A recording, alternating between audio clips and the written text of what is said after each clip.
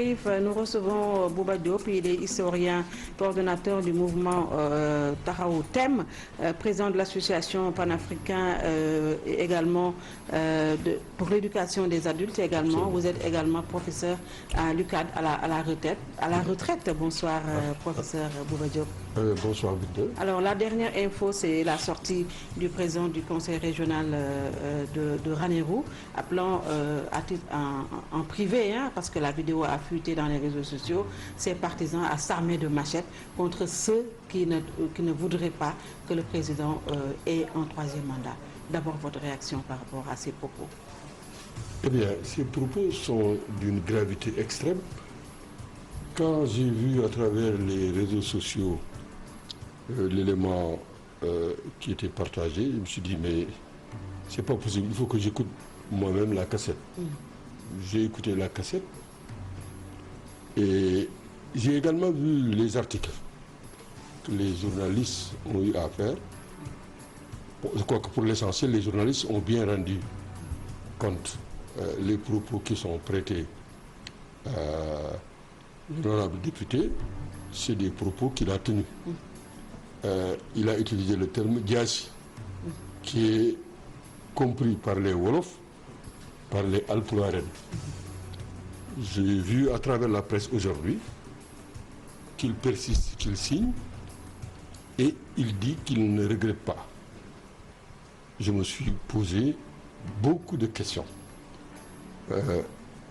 D'abord, les éléments sont bien articulés. Il parle du troisième mandat, il parle de ces faits d'armes dans le Ferlo, il fait même une classification des Alpularen, du Fouta et du Ferlo. Je crois qu'il ne prend pas en compte les autres Alpularen qui se trouvent dans le Fouladou. Bon, c'est très confus. Oui. Les leçons qu'il faut en tirer, d'abord, ça pose des problèmes au niveau de l'éducation. Il y a trois formes d'éducation. Éducation informelle, c'est dans les maisons, dans la famille. Là, on a l'impression qu'il y a des problèmes. Parce que pour avoir ce type de propos dans ce pays-là, il y a des failles dans le système éducatif où il est passé. L'éducation formelle, l'école aussi, ça montre qu'il y a des échecs lamentables dans ce pays. Parce que pour quelqu'un qui est passé dans le système formel, ne serait-ce qu'un moment, on ne peut pas avoir ce type de propos. Et enfin, l'éducation non formelle, il est passé par des mouvements associatifs, il a dit lui-même qu'il est dans des dynamiques organisationnelles. Là aussi, on a l'impression que ça n'a pas servi à grand-chose. Mais le plus grave, c'est, je pense que dans 2 jours, l'Assemblée va tenir sa session ordinaire. Oui. La première question que l'Assemblée doit se poser, c'est est-ce qu'on peut se permettre, en étant député, de violer la Constitution. Oui. Est-ce que lui-même comprend, professeur, le rôle exact du député? Est-ce que lui le comprend à travers ses propos? Oui, mais là, c'est toute notre société. Comment on choisit les députés dans ce pays? Absolument. Comment est-ce qu'on peut être à cette station et tenir ce type de propos? La Constitution du Sénégal, l'article 5, punit ce genre de dérive. Et je crois que le président de la République, qui est considéré comme le gardien de la Constitution, devrait être le premier à se prononcer. J'espère que l'Assemblée nationale devra également se prononcer. Vous savez, je suis professeur d'histoire ancienne, d'histoire des institutions. À la naissance de la démocratie de la République, ce genre de propos, si vous les tenez, il y a une disposition qu'on appelle graphé paranomon. On vous exclut, on vous condamne et vous êtes ostracisé pour 10 ans, vous n'allez pas revenir dans la société. Aujourd'hui, les droits de l'homme ont fait des progrès terribles. On ne peut pas exiler ce monsieur, mais ce qu'il a tenu comme propos, c'est extrêmement grave. Est-ce un précédent dangereux pour l'unité nationale? Bon, précédent, non. Il faut dire qu'il y a eu des dérives dans l'histoire de ce pays. Et toujours, c'est à l'intérieur des partis politiques où les gens sont en perte de vitesse qu'ils soulèvent ce type de problème. À l'époque, quand le Parti socialiste était le parti dominant, mais c'est à l'intérieur du Parti socialiste qu'on a vu ce type de dérive. Et je me rappelle une fois, je ne donnerai pas les noms, un ministre député qui a osé attaquer un autre dans le Fouta sur ces questions. Et la réponse, heureusement, de quelqu'un qui connaissait bien l'histoire du Fouta, à ramener les choses à leur place. Parce qu'il attaquait son collègue sous la base que son nom semblait résonner oriental, Sénégal et ses voisins de l'Est. Mais il y a un érudit qui lui a vraiment réglé son compte et on s'est arrêté. Il y a eu des moments où vous parlez des haches et des couteaux, où on a vu des hommes politiques acheter des armes à l'approche des élections. Donc il y a eu des dérives. Mais il faut faire attention. Ce qui s'est passé au Rwanda, ben, c'était comme ça que c'est parti. Mais à chaque élection aussi, Et la Côte d'Ivoire, je me rappelle, j'étais acteur, et s'ils nous écoutent, mes amis, Alioune Tine, Mam Adama à l'époque, en 90, quand la dérive a commencé en Côte d'Ivoire, on avait vu l'ambassadeur, M. Ndiaye, et on lui avait dit, attention, il s'appelait Salif Ndiaye, c'était l'ambassadeur de la Côte d'Ivoire au Sénégal. Il lui dit, mais comment dans votre pays vous parlez d'ivoirité? Vous savez ce que vous risquez? Il dit, oui, mais vous savez, la législation dans notre pays permet effectivement à quelqu'un qui s'appelle Ndiaye d'être ambassadeur, mais ne permet pas à quelqu'un dont le père et la mère ne sont pas ivoiriens d'être président. Il n'a pas voulu nous écouter. Le lendemain, ça a été le coup d'État en Côte d'Ivoire. Et vous connaissez la suite. Robert Gueye a été tué. Oui. Et pendant des années, il n'a pas été... C'était grave. Donc, il faut faire attention. Quand on a ce type de dérive, il faut arrêter maintenant. Mais pour moins que ça, professeur, on avait vu un procureur de la République s'autosaisir, envoyer même des personnes en prison où d'autres personnes ont été entendues par la gendarmerie. Vous évoquiez tantôt l'article 5 de la Constitution qui condamne ces types de commentaires. Et le gardien de la Constitution, on ne l'a pas entendu également. Est-ce que c'est parce que c'est son député à lui qu'il doit protéger, ou est-ce qu'il a besoin de son président du conseil départemental qui, dans le Fouta, qui doit le défendre dans le Fouta, qui doit aller chercher Vous avez raison, les premiers à intervenir, ce sont ces personnalités. Maintenant, j'ai vu que les citoyens regroupés au niveau du FRAPP ont porté plainte. On va voir ce que ça va donner. Mais je crois que la session de l'Assemblée, la première question qu'il faudra poser à ces députés, c'est quelle mouche l'a piqué pour qu'il y ait ce genre de propos. C'est extrêmement grave. Il y a la question de l'immunité parlementaire aussi. Oui, c'est pour ça que j'ai dit que l'Assemblée a son règlement intérieur. L'Assemblée devra discuter de son cas. Si l'Assemblée doit lever l'immunité ou le suspendre. Mais ça c'est une cuisine intérieure. Mais il peut être entendu, mais parce que l'Assemblée n'est pas encore en session. Mais mercredi, ils sont en session. Oui, depuis qu'il a tenu ces propos-là, le procureur devait au moins l'entendre sur la question. Mais vous avez raison.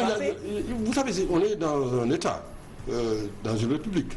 Il y a plusieurs niveaux d'intervention.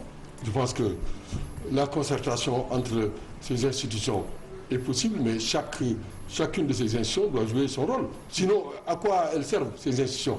Je crois que on peut faire des économies, et si l'Assemblée ne sert à rien, je crois que ce n'est pas la peine de continuer. Mais justement, professeur, est-ce que ces dérives-là ne posent pas le problème, ou bien ne posent pas sur la table la façon dont les gens sont choisis pour intégrer nos institutions, le mode d'élection des maires, par exemple, le mode d'élection des députés? Vous avez parfaitement raison. C'est tout un système qui est en place. Qu'est-ce que c'est que la politique? La gestion de la cité, comment sont choisis les représentants du peuple, quel est leur rôle. Ce député, je me demande s'il a lu la Constitution du Sénégal. Vous avez posé une question, c'est comme vous qui êtes ici dans cette station, je suis sûr que vous avez lu le règlement, vous avez une idée des charges, oui. Mais si vous venez dans une institution, vous ne connaissez ni en français, ni dans vos langues nationales. Absolument. Les textes, chaque mois, on vous donne des honoraires qui vous permettent de vivre comme un pacha, oui. Mais c'est la catastrophe. Mais de toutes les façons, ça changera. Maintenant, il faut que les citoyens soient conscients de ça. Mais 60 ans après, si on ose se poser ces questions, est-ce qu'il n'y a pas de faillite aussi bien au niveau des politiques, mais aussi au niveau des universitaires? Est-ce que la formation par rapport à la conscience citoyenne a été bien prise en charge? Mais vous avez parfaitement raison. Mais si on est dans cette situation, le Sénégal a tout le potentiel pour se développer. Si, comme vous dites, 60 ans après, il y a de la pauvreté, et si il y a ce que j'appelle les 3 indicateurs importants. Vous savez, il y a quelques semaines, quelques années aussi, parce qu'il y a 3 semaines, j'ai rappelé mes 3 états d'âme, d'un pays où les questions foncières continuent de se poser de manière criarde. Un pays où les enfants sont dans la rue. Un pays où les animaux font la paix ou la guerre dans la rue avec les citoyens. Ce pays-là n'est pas sur une rampe de développement. Donc ces questions-là, c'est des questions fondamentales. Et moi, en tant que citoyen, je me suis posé ces questions. Et c'est tout ce qu'il nous faut pour avancer. Au départ, il y avait un idéal qui a été défendu, c'était une volonté commune de vivre en commun. Est-ce que le chantier ne reste pas encore très vaste? Mais dans l'histoire du Sénégal, il y a des tournants. De plus en plus, on note souvent des consensus qui semblent solides, mais à l'épreuve de la réalité, on se rend compte que c'est des consensus très mous. Oui, très fragiles. Vous avez raison, on a raté plusieurs tournants. Moi, j'étais très jeune, en 62, quand on a accusé le président Moudia d'avoir fomenté un coup d'État. C'était à l'Assemblée, les députés qui ont voulu augmenter leur salaire. C'est un tournant. Il y a eu des tournants en 68, des tournants en 88. C'était ça la seule motivation, augmenter les salaires? Bon, vous savez, le président a gêné beaucoup de gens, donc, et peut-être sur le plan également des méthodes de lutte et des formes de lutte. Le jeu de l'opposition, la part de l'opposition, il faut être honnête, il y a eu plusieurs ratés dans notre histoire. Mais l'essentiel, c'est de se rendre compte qu'il y a des choses qui ne peuvent plus marcher. Donc, il faut des consensus forts. Il faut qu'on se parle entre nous. Sinon, d'autres vont le faire. C'est pour ça que d'ailleurs, je reviens à la dérive. Pourquoi c'est dangereux? Vous savez ce que c'est que la bataille de Kansala? Pourquoi les Portugais, les Britanniques et les Français ont réussi à écraser la plupart des États? Mais c'est parce qu'effectivement, on a joué sur ces fibres-là, régionalistes, ethnicistes. Oui. La bataille de Kansala, c'est pas très ancien. Hein? Bon, la Guinée-Bissau, le Sénégal, la Gambie, tout cet espace-là, et avant même l'Empire du Mali, l'Empire du Ghana. Mais c'est parce que des étrangers sont venus. Et si nous, on ne s'entend pas, s'il y a quelques petits farfelus qui font ce qu'ils veulent, mais on sera très faible. Donc, il faut effectivement poser des principes, se respecter. Et je termine sur une chose. Comment un pays comme le Sénégal, où vous savez, un des plus grands poètes, Wolof, son nom... Non, c'est Moussa Ka. Ah, c'est Moussa Ka. Un des plus grands chanteurs, Alpulaar, Samba Diop. Mais dans ce pays, qu'est-ce que nous attendons de ce genre de propos? Qu'est-ce qui est fait dans le cadre de la construction citoyenne? Mais au même moment, il y a beaucoup de choses qui se font. Au moment où je vous parle, mon frère Yuri Sall de l'université Gaston Berger fait un travail remarquable avec son groupe Bajordo. Ils sont en train de faire un travail remarquable sur des stèles pour magnifier l'action de Souleymane Baal comme précurseur. Et tous ceux qui ont été formés à l'université de Pire, qu'ils soient Wolof, Pulaar, Soninké, le Sénégal... Est-ce que ça reste un travail universitaire ou bien est-ce que c'est vulgarisé au niveau de la société? Non, il y a un travail universitaire. Les universités, ils font ce qu'ils peuvent. La vulgarisation. Mais il y a les mouvements associatifs. Vous, les journalistes, vous faites un excellent travail. Donc, il ne faut pas se décourager. Je crois que, en Wolof, on dit, s'il y a une personne qui est en train de creuser et que 10 personnes viennent effectivement ramener du sable, effectivement, il y aura beaucoup de poussière. Le trou ne sera pas fait. Donc, il faut que ceux qui font les trous soient plus nombreux que ceux qui ne font que jeter de la poussière. C'est ça le débat. Le débat, il faut que ceux qui veulent avancer, qu'ils soient très forts, et tout à l'heure on en parlait, qu'ils soient modestes, qu'ils soient humbles, et qu'ils ne croient pas qu'ils ont la solution toute faite face aux problèmes très complexes. Sauf que c'est ça qu'on a fait depuis 60 ans. Mais justement, professeur, il faut que ceux qui veulent changer, ils fassent l'effort de s'unir. Et je suis sûr qu'à l'Assemblée, si ce débat est posé, beaucoup de gens vont être contre M. Sow, qui a sorti ce genre de propos, y compris dans son propre parti. Je crois que si le débat est posé, il doit faire amende honorable s'il s'est trompé, mais s'il persiste, et je crois qu'il a donné son point de vue, sur la nécessité de rester au pouvoir. Parce que moi, j'ai bien écouté la bande. Il dit que le PS est resté très longtemps au pouvoir. Il a même choisi le successeur de son parti. Voilà, il a même choisi le successeur. Donc je crois que lui, il s'est carrément trompé d'époque. Il doit faire amende honorable, sinon il faut qu'il soit suspendu. Comment justement parvenir à ce consensus fort? Est-ce que ça ne passera pas par le renouvellement de la classe politique quand même? Depuis 60 ans, ce sont les mêmes. On a comme l'impression qu'on prend les mêmes et on recommence. Bon, la classe politique, elle se renouvelle. Les mouvements citoyens se renouvellent. Les journalistes se renouvellent. Le problème, c'est de faire en sorte que les meilleurs également puissent être visibles et qu'ils puissent également se parler. Parmi les syndicats, c'est la même chose. Il faut accepter qu'il y ait des jeux transparents. Si ça se fait, je crois qu'il y aura une forme de régulation. Les anciens ont leur place, il faut leur place, mais la majorité, c'est les jeunes, et il faut... Mais ça doit déboucher sur quoi? Ces renouvellements, ces alternances devraient déboucher sur quoi comme réforme révolutionnaire pour nous permettre quand même de se mettre dans cette dynamique? Le progrès, les indicateurs de progrès, c'est pas compliqué. Il faut se fixer des objectifs, les suivre. Vous savez pourquoi ça ne marche pas? Moi, j'ai participé à Erreur de rencontre. Il y a eu des assises politiques, sociales, économiques. Il y a eu des assises sur l'éducation, mais au sortir de ces moments forts, est-ce qu'on a eu un tableau des objectifs? Est-ce qu'il y a eu effectivement le travail de suivi? Ça n'a pas été fait. Et c'est pour cela que ça ne peut pas marcher. Donc il faut arrêter de jouer à ce qu'on appelle le guistel, donner l'impression qu'on travaille alors qu'on ne travaille pas. Il y a des mécanismes. Et aujourd'hui, au Sénégal, que ce soit dans les associations, que ce soit dans les entreprises, il y en a qui font du bon travail. Ce qu'on appelle les bonnes pratiques. Les bonnes pratiques existent. Le problème, c'est de leur donner la visibilité. Mais à partir de 2012, c'est cette rupture qui a été vantée. Qu'en est-il aujourd'hui? Cette rupture? Oui. À tout point de vue. Hein. C'est-à-dire que le Sénégal était un bon laboratoire entre 2008 et 2012. Donc tout a été discuté, tout a été mis sur la table. Pourquoi on n'arrive pas à faire le pas? Oui, mais c'est parce que effectivement les acteurs n'ont pas été sincères.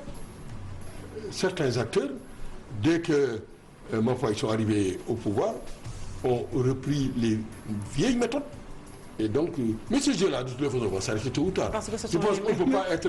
On ne va pas attendre 60 ans après. Mais vous savez, vous n'avez pas... Mais nous qui avons vécu l'époque coloniale, nous qui avons vu également la première alternance, la deuxième alternance, je pense qu'il y a de l'espoir. Je crois que tout ce que nous avons vécu ces temps-ci, par un effet cumulatif, a permis aux citoyens de mieux percevoir comment à s'organiser. Donc, je crois qu'il y aura des changements profonds dans les années à venir.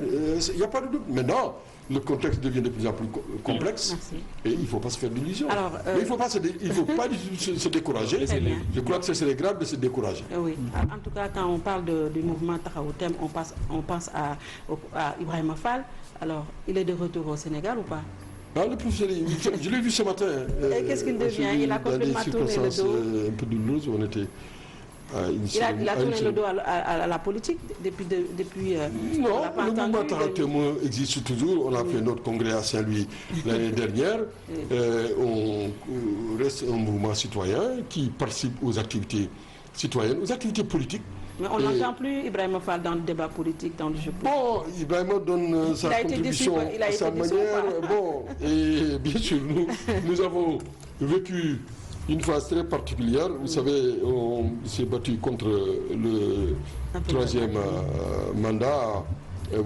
C'est pas la peine de revenir sur tout ce qui s'est passé. Tous les acteurs étaient d'accord avec nous. C'est la stratégie du silence qui est très bien partagée. Bon, on n'est pas silencieux. De temps en temps, on intervient. Moi, j'interviens. Est-ce qu'il sera candidat en 2024? Qui ça? Ibrahima Fall. Bon, non seulement l'actuelle constitution empêche qu'il puisse être candidat, mais nous vous soutenez une troisième candidature, Taxawu Thème?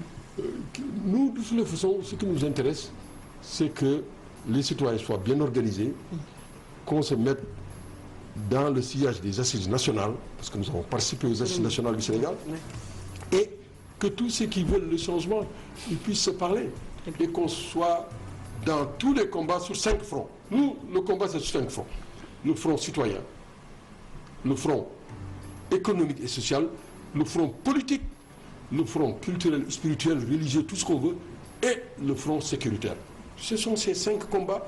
Nous faisons ce que nous pouvons avec nos militants. Tout à l'heure, j'ai rencontré mon représentant à Saint-Louis, le camarade Moustapha Dia. Ben, on est présent dans le pays, mais on ne fait pas beaucoup de bruit. Le travail, ça se fait sur la longue durée. Et donc, nous tendons la main à tous qui veulent le changement et nous contribuons au combat que vous menez contre l'obscurantisme, parce qu'il est dangereux d'attirer les populations sur des terrains ethnico-religieux ou confrériques, parce que ça c'est la confusion. Il faut qu'on juge les hommes politiques sur la base de leurs résultats sur le terrain et sur la base de leur combat pour l'unité des peuples africains et sur la base du combat de la solidarité internationale. Mais attirer les gens dans des gouffres ethniques, sauf que tous les hommes politiques surfent sur ces questions. C'est pour cela que de toute façon, vous avez raison, c'est pour ça qu'on tourne en rond. Parce que l'essentiel, c'est pas ça. Faire la course pour aller voir les marabouts ou pour aller voir effectivement les chefs coutumiers, c'est pas ça l'essentiel.